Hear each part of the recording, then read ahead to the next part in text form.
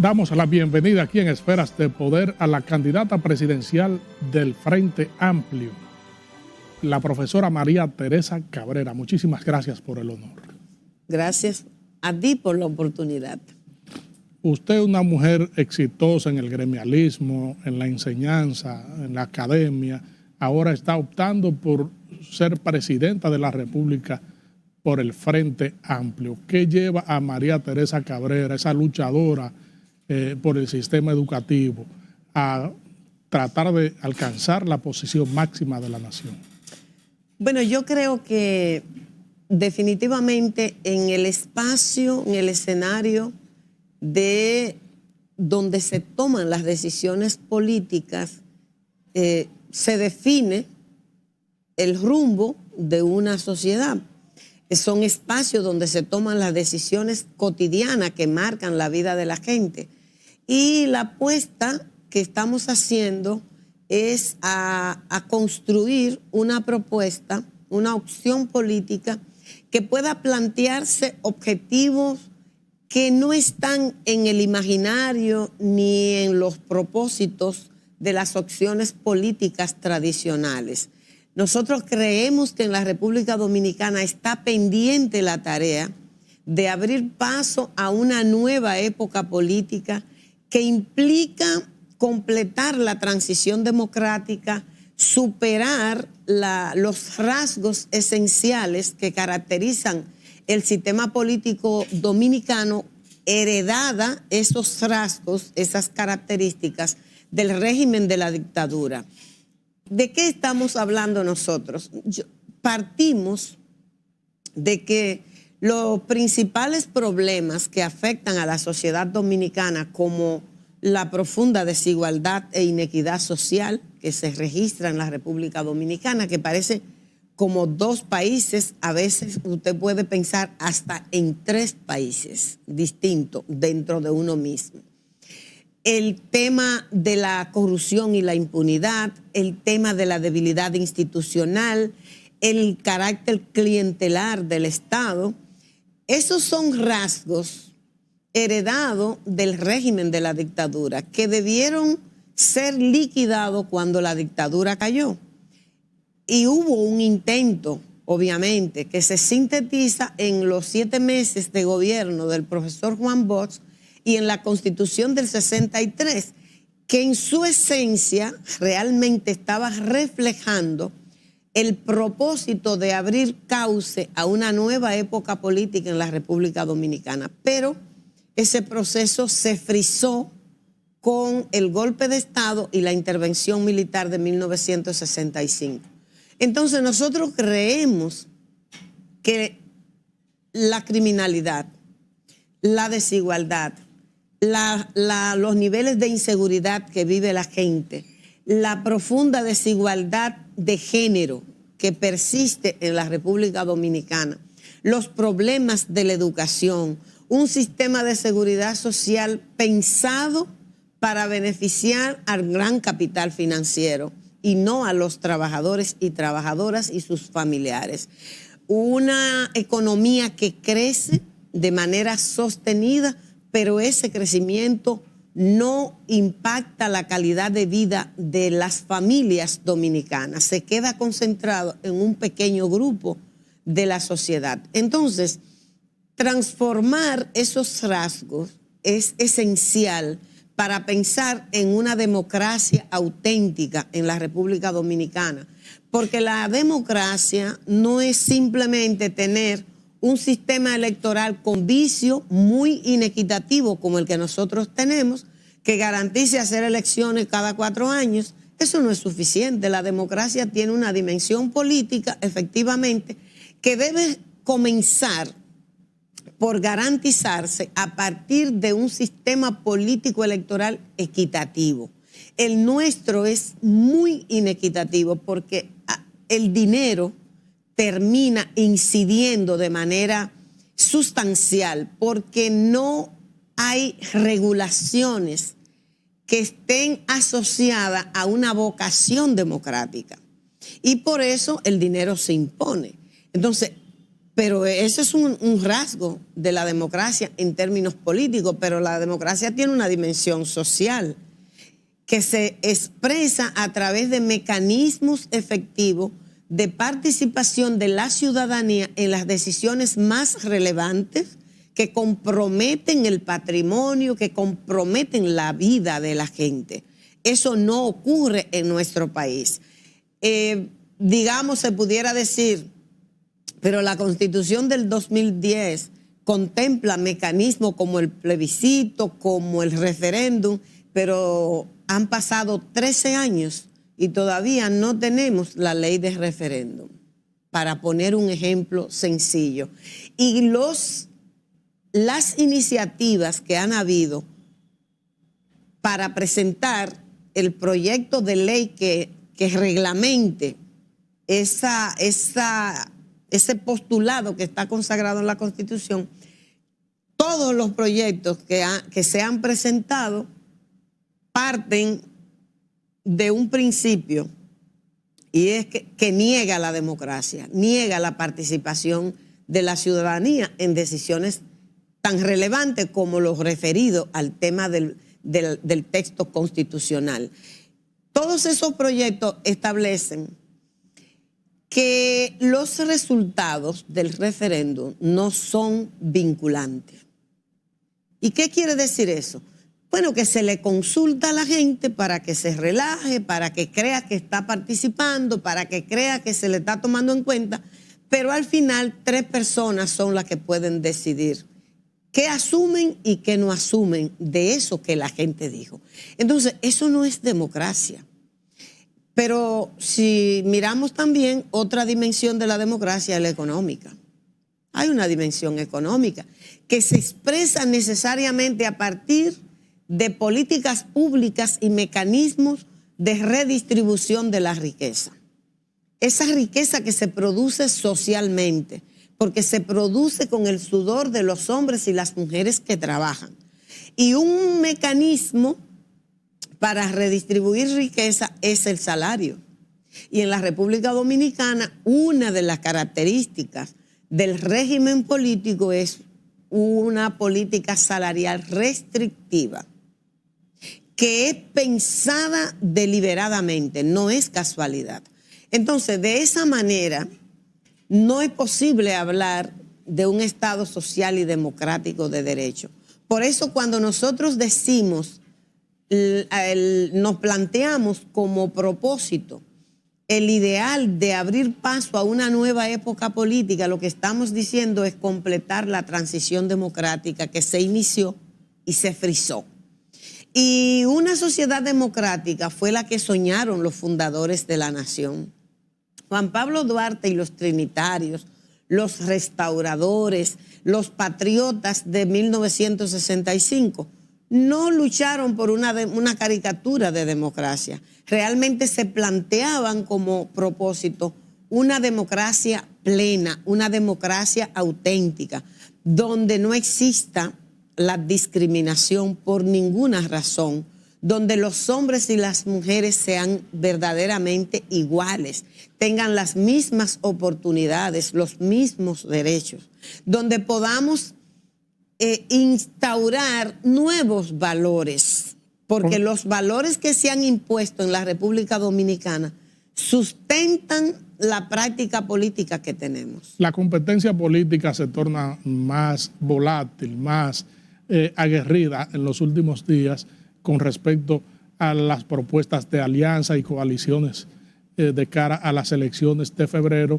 y también las de mayo. ¿Cómo va el Frente Amplio en ese sentido? ¿Cuáles son las partes concretas que tiene en términos de alianza y coaliciones? Mira, nosotros desde que comenzamos esta propuesta partimos de la necesidad de articular los sectores democráticos, progresistas, de izquierda en la República Dominicana, que hemos andado muy dispersos. Los sectores liberales en sentido general históricamente hemos andado dispersos y por eso probablemente los que han gobernado han sido los conservadores. Entonces, ese es un propósito, digamos, estratégico que nosotros consideramos. En ese sentido, queríamos más, queríamos lograr un nivel de articulación, de alianza mucho más abarcador. Sin embargo, como dice el refrán popular, del lobo un pelo, no tenemos el nivel de articulación que queríamos. Pero hay en curso una coalición multiforme. Nosotros tenemos acuerdos municipales con distintas organizaciones en determinados territorios. En algunos territorios tenemos candidaturas comunes con Opción Democrática, con Alianza País, con movimientos políticos territoriales, municipales, y también en algunos territorios llevaremos candidaturas comunes con el PRM. Hemos pactado a nivel municipal. Pero a nivel de presidencial, nosotros habríamos querido también lograr un nivel de articulación más amplio, ¿verdad? Pero creemos que ese nivel de pacto, de alianzas en determinados territorios pueda sentar bases para propósitos unitarios mucho más abarcadores, más trascendentes. Regresamos en breve con esta interesantísima comparecencia con la profesora María Teresa Cabrera, candidata presidencial del Frente Amplio. Como técnica, como método científico, tiene todo el rigor, ¿verdad? Siempre que se haga cumpliendo con los requerimientos que este método establece.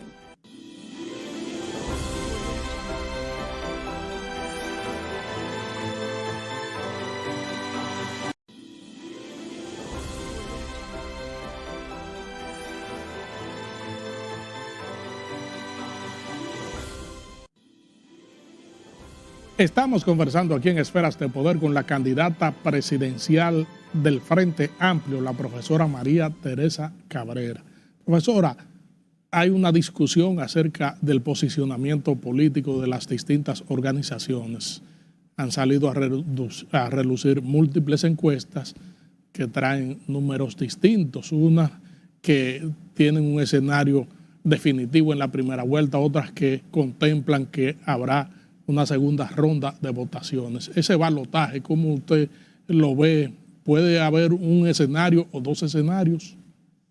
Mira, yo creo que primero hay que decir que las encuestas o la encuesta como técnica, como método científico tiene todo el rigor, ¿verdad? Siempre que se haga cumpliendo con los requerimientos que este método establece. Pero también sabemos que en la República Dominicana las encuestas que son pagadas, hay firmas que trabajan para una organización política. Y cuando es así,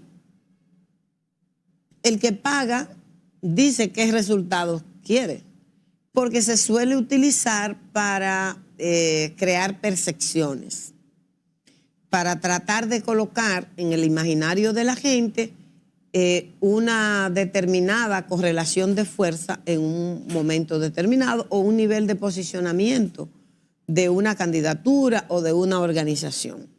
Entonces hay que distinguir entre aquellas encuestas que son pagadas por un partido o por un candidato, aquellas firmas que trabajan para un candidato, y todos sabemos, recordemos las campañas, otras campañas electorales. Por ejemplo, en el 2020 habían firmas que trabajaban para el Partido de la Liberación Dominicana y obviamente para su candidato del momento, que era Gonzalo Castillo, que presentaban que Gonzalo se iba en primera vuelta.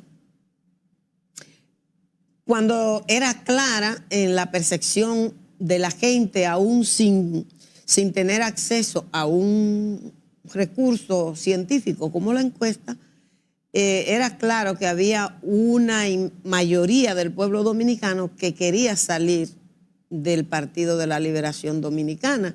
Sin embargo, esas firmas ponían en juego su prestigio y sacaban encuestas que decían que se iba en primera vuelta y tal. Entonces eso ha pasado en todas las contiendas electorales. Yo creo que hay encuestas que financian medios de comunicación que suelen ser las que han tenido mayores aciertos. Por ejemplo, la Gallup, el propio Centro Económico del Cibao ha tenido acierto y otras firmas que sacan medios de comunicación, que pagan medios de comunicación, y naturalmente también hay gente con bastantes recursos que quiere saber cómo es que anda la cosa y paga, financia encuestas. Entonces yo creo que la gente ya no, como que no se deja atrapar tan fácil por la propaganda que se hace con encuestas, intentando colocar en el imaginario un determinado nivel de posicionamiento. Y también yo creo que el uso de esa manera de las encuestas son un reflejo de cómo en la cultura política la gente que, los políticos tradicionales, con excepciones, suelen asumir como algo normal la mentira. Asumen como algo, como si el que activa en política tiene licencia para mentirle a la ciudadanía así, como si nada. Y entonces, aún sabiendo cuál es su posicionamiento, dicen que se van en primera vuelta, o dicen que están empatados, o que tienen un empate técnico, aunque la distancia sea importante. Entonces yo creo que también la gente de más en más ha ido aprendiendo a diferenciar esas pretensiones. Yo pienso que la gente sabe mucho ya. La gente como que sabe tomar el pulso. Y además cada vez creo que la gente está tendiendo a votar por lo que cree. ¿Usted cree entonces que se equipara la situación al reflejo de algunas de las encuestas que dicen que va a haber un solo escenario político en las elecciones de mayo? La mayoría de las encuestas que han publicado medios de comunicación establecen un escenario de mayo. Eso es lo que se percibe en esas encuestas y coinciden todas. Que hay un escenario de primera vuelta, naturalmente que falta mucho todavía, sobre todo para mayo. Febrero está más cerca. Pero yo creo que hay que seguir insistiendo en que la gente vote por lo que cree, vote por conciencia, vote por lo que considere que es mejor, con un sentido de criticidad. Yo creo que eso es importante. Yo creo que la gente también, aquí hay una mayoría que quiere que el país se mueva hacia adelante, pero sin retroceder. Sin considerar que retroceder es una opción, porque yo creo que el país tiene derecho a aspirar a una situación mejor, no regresar a lo que teníamos y que por razones lógicas, por razones de conciencia de lo que la gente estaba viviendo, fundamentalmente los niveles a que llegó la corrupción en la República Dominicana, que superó todo lo que se podía uno imaginar, incluso los y las que estuvimos 2 años en las calles reclamando el fin de la corrupción y la impunidad, no nos imaginábamos que la corrupción había llegado a los niveles que hemos visto a partir de los expedientes que ha estructurado el Ministerio Público. Entonces, yo creo que volver a eso tampoco, no creo que sea una opción y no creo que la ciudadanía esté en ese propósito. Yo creo legítimo que un segmento importante de la sociedad dominicana pensemos y trabajemos para mover el país hacia adelante, no para regresar, no para el retroceso. Profesora, usted fue una firme luchadora por el 4% de la educación. La educación dominicana está recibiendo esa partida del presupuesto general del Estado. ¿Cómo usted refleja el impacto de esos recursos con la evolución y los avances del sistema educativo? Mira, yo creo que evidentemente que los años que tenemos invirtiendo el 4% en la educación preuniversitaria deberían reflejar unos resultados mejores. Sin embargo, yo creo que hay que insistir porque a veces uno escucha discursos que casi culpan al 4% de los males de la educación. Sobre todo gente que negó esa demanda, que argumentó aquí, aunque en escenario del extranjero se comprometían con un porcentaje superior al 4%. Pero aquí argumentaban en contra de la demanda del 4%. Yo creo que hay que poner una cosa clara. El sistema educativo dominicano es víctima del régimen político que tenemos. La gente no suele hacer esa relación. Pero mire, la corrupción y la impunidad es un rasgo del sistema político nuestro históricamente, que en las últimas décadas alcanzó niveles insospechados, inimaginables. Entonces, ese rasgo del sistema político se ha tragado una parte del presupuesto del 4% para la educación. Si la corrupción se traga una parte de ese presupuesto, ese dinero que la corrupción se lleva a los bolsillos de unos cuantos, no va a impactar en la calidad de la educación. Pero otro rasgo del sistema político es la debilidad institucional. Y la gente no suele asociar cómo la debilidad institucional que caracteriza como un elemento distintivo de la cultura política dominicana afecta a la educación. Y yo le voy a poner un ejemplo sencillo. El concurso de oposición, primero, partir de que la institucionalidad no es otra cosa que el cumplimiento de la norma. Si tenemos una ley, una constitución, un reglamento, una normativa, hay que cumplirla. Eso es tener fortaleza institucional. ¿Cómo afecta la debilidad institucional el sistema educativo? Yo voy a decir una sola cosa como ejemplo.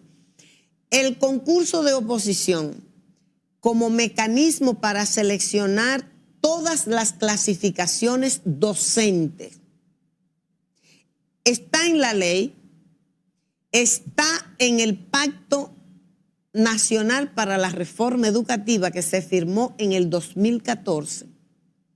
Sin embargo, hay una parte de esa clasificación docente que no se designa por concurso, se señala en función de la identidad partidaria. Ese es un problema que termina reflejándose en el aula. El concurso de oposición se hace para maestros y maestras, directores y directoras de centros educativos.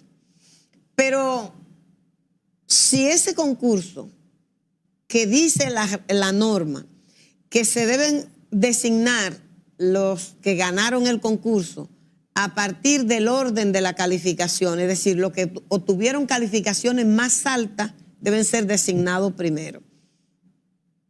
Si usted encuentra que una persona que gana el concurso va buscando que le nombren, que les recomienden para la plaza que está disponible, y le dicen, bueno, ¿y quién te mandó? Tiene que traer a alguien quien te mandó. Si usted ganó el concurso, nadie lo tiene que mandar. Pero usted se puede encontrar también, cosas que nosotros denunciamos muchísimas veces, que una persona que reprueba el concurso encuentra un padrino político que le garantiza su nombramiento, a pesar de que mostró que no tenía todas las competencias para ocupar esa posición. Entonces, alguien que gana encuentra traba para ocupar la posición y uno que no, y otro que reprobó encuentra un padrino que le garantiza que a pesar de haber reprobado, entre. Eso es un ejemplo concreto de la debilidad institucional. ¿Dónde termina reflejada, dónde termina teniendo impacto esa decisión que es el resultado de la debilidad institucional? En los procesos de enseñanza-aprendizaje que tienen lugar en el aula. Entonces, por eso yo digo que el sistema educativo es víctima del régimen político. Y si nosotros queremos avanzar en términos de la inseguridad ciudadana, en términos de superar los niveles de inequidad y desigualdad social, la desigualdad de género, si queremos abordar de manera radical el tema de la violencia general y la violencia de género, si queremos mejorar, transformar nuestro sistema educativo, necesitamos transformar esos rasgos del sistema político que impactan todo, que impactan la vida cotidiana de la sociedad, del funcionamiento del Estado y, por supuesto, de la vida de la gente. Por otra parte, profesora, el Consejo Nacional de la Magistratura está evaluando una serie de juristas, entre ellas servidores y magistrados de los distintos tribunales del país para llenar las vacantes que van a estar vigentes a partir del 27 de este mes. ¿Cómo usted ve el proceso y cuál es su visión acerca de todo esto? Yo creo que el Tribunal Constitucional es un órgano suprapoder con mucha importancia, porque al final ahí terminan dirimiéndose todos los temas relacionados con la Constitución, la constitucionalidad de una ley, de una norma. Y a mí me parece que en este proceso lo que todos y todas tenemos que esperar es, en primer lugar, creo que debe reflejarse la equidad de género. Yo creo que se debe estar presente al momento de decidir que hayan mujeres que reúnan los perfiles, no simplemente porque sean mujeres, mujeres que tengan las condiciones para estar en ese órgano. Tenemos que esperar que allí vayan personas, hombres y mujeres, que con los perfiles para desempeñar esta función, que garanticen realmente justicia en las decisiones que puedan ventilar en ese órgano, suprapoder de muchísima importancia, que no respondan, que no haya una distribución de esas 5 posiciones, creo, que se van a elegir, ni por el poder político, pero tampoco por el poder económico, ni por poderes religiosos, tampoco. Creo que tienen que ir personas allí en condiciones de ventilar en función de lo que la propia norma, de lo que la propia Constitución establece, y no en función ni de prejuicio, ni de posiciones ideológicas, creencias personales, porque allí no van a ventilarse cuestiones de orden personal. Yo creo que quiero aprovechar a propósito de esta pregunta y de muchas voces que he escuchado de los sectores ultraconservadores del país, queriendo atacar el rol que ha estado desempeñando la señora Procuradora General de la República en ese escenario, haciendo preguntas que son pertinentes. Alguna gente ha querido decir que no tenía sentido, que no tenía ninguna razón de ser que indagara sobre el tema de las causales. A mí me parece que esa es una pregunta muy pertinente. Fue correcta que la introdujera el senador de Salcedo,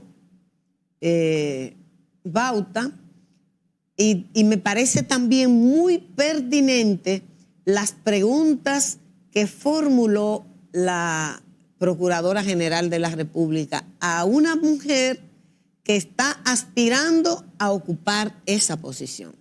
Yo creo que es pertinente, fue pertinente, y creo que ese es el rol que tienen que jugar los consejeros, porque la ciudadanía también tiene que ver cómo piensan, qué entienden de ese rol, las personas que están aspirando. Yo espero que el Consejo Nacional de la Magistratura esté a la altura de las circunstancias y finalmente elijan las mejores propuestas, hombres y mujeres, para completar ese órgano suprapoder. Magnífica e ilustrativa su comparecencia aquí en Esferas de Poder. Quedan muchas preguntas, muchas interrogantes que responder, pero Esferas de Poder será un canal abierto para tener una próxima comparecencia con usted aquí de cara a los televidentes. Muchísimas gracias. Le agradezco muchísimo esta oportunidad y siempre a la orden. Gracias a ustedes, amigos televidentes, por habernos acompañado en esta interesantísima comparecencia con la candidata presidencial del Frente Amplio, la profesora María Teresa Cabrera. Proseguimos con nuestro contenido.